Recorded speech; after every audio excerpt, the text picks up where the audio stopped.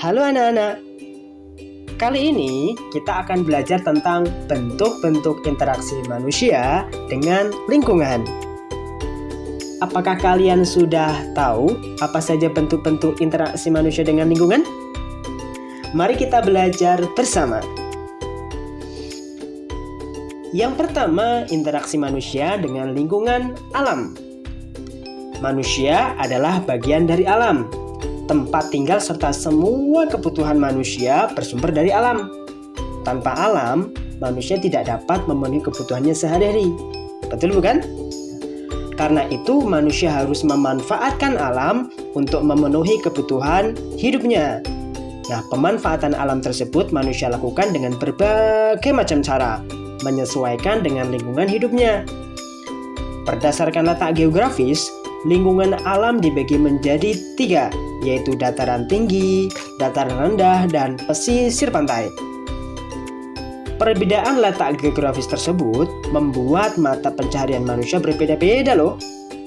Manusia yang tinggal di dataran tinggi, mereka bekerja dengan bercocok tanam sayuran seperti wortel, kentang, dan lain-lain. Sedangkan manusia yang tinggal di dataran rendah dibagi menjadi 2, yaitu daerah kota dan daerah desa. Di daerah kota, manusia bekerja di perkantoran dan juga ada yang di pasar-pasar. Adapun kalau yang di desa, manusia bekerja dengan menjadi petani, menanam berbagai macam tanaman seperti padi, jagung, dan lain-lain. Terakhir, di lingkungan pesisir pantai. Manusia yang tinggal di pesisir pantai pun berbeda loh pekerjaannya dengan yang di lain. Ada yang bekerja sebagai nelayan, ada yang bekerja sebagai petani garam, dan masih banyak lagi. Itulah interaksi manusia dengan lingkungan alam. Yang kedua adalah interaksi manusia dengan lingkungan sosial. Interaksi manusia dengan lingkungan sosial diwujudkan dalam interaksi sosial asosiatif dan disosiatif. Apa sih itu asosiatif dan disosiatif? Nah, bentuk interaksi sosial asosiatif itu diantaranya adalah kerjasama, akomodasi, asimilasi, dan akulturasi manusia sebagai makhluk sosial, yang diartikan bahwa manusia itu membutuhkan manusia lainnya untuk menunjang kehidupan. Jadi interaksi asosiatif itu interaksi yang bersifat positif. Munculnya interaksi sosial tujuannya adalah untuk mempermudah manusia dalam berkomunikasi. Itulah interaksi sosial asosiatif. Kemudian ada interaksi sosial disosiatif. Nah, apa kira-kira interaksi sosial disosiatif itu? Nah, interaksi sosial disosiatif itu adalah bentuk interaksi sosial yang menghasilkan suatu perpecahan. Jadi, disosiatif itu merupakan kebalikan dari asosiatif. Terus apa saja contoh-contoh dari disosiatif ini? Contoh-contoh dari interaksi disosiatif seperti kontroversi, persaingan, konflik, pertentangan, dan masih banyak. Interaksi sosial disosiatif ini adalah sebuah proses sosial yang berada di antara persaingan dan pertentangan konflik. Nah, itulah interaksi manusia dengan lingkungan sosial. Kemudian, yang ketiga adalah interaksi manusia dengan lingkungan ekonomi. Interaksi manusia dengan lingkungan ekonomi dilakukan untuk memenuhi kebutuhan ekonomi manusia. Kebutuhan manusia tersebut itu dibagi menjadi 3. Yang pertama adalah kebutuhan primer, yang kedua adalah kebutuhan sekunder, dan yang ketiga adalah kebutuhan tersier.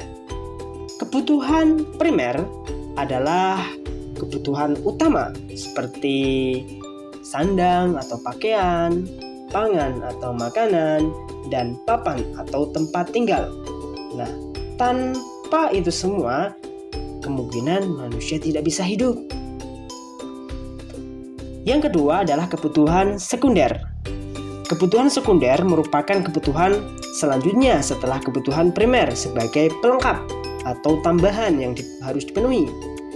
Nah, kebutuhan sekunder ini sebagai tambahan atau pelengkap agar kehidupan dapat menjadi baik. Contohnya apa sih? Contohnya kita membutuhkan hiburan, hobi, dan lain sebagainya. Kemudian kebutuhan yang ketiga adalah kebutuhan tersier. Kebutuhan tersier adalah kebutuhan yang berkaitan dengan usaha menciptakan atau meningkatkan harga diri, seperti kemewahan, mobil mewah, rumah mewah, dan hal-hal lainnya yang sifatnya adalah memperindah saja. Itulah kebutuhan-kebutuhan manusia yang merupakan bentuk interaksi manusia dengan lingkungan ekonomi. Selanjutnya adalah interaksi manusia dengan lingkungan budaya. Nah, apa sih itu budaya? Budaya adalah suatu cara hidup yang berkembang dan dimiliki oleh sekelompok orang, kemudian diwariskan kepada generasi berikutnya, dan seterusnya. Budaya diantaranya berupa adat istiadat, bahasa, karya seni, sistem agama, dan politik. Setiap daerah memiliki kebudayaan yang berbeda-beda. Perbedaan kebudayaan tersebut dipengaruhi oleh berbagai hal seperti agama atau kepercayaan, lingkungan tempat tinggal, serta kebudayaan lain.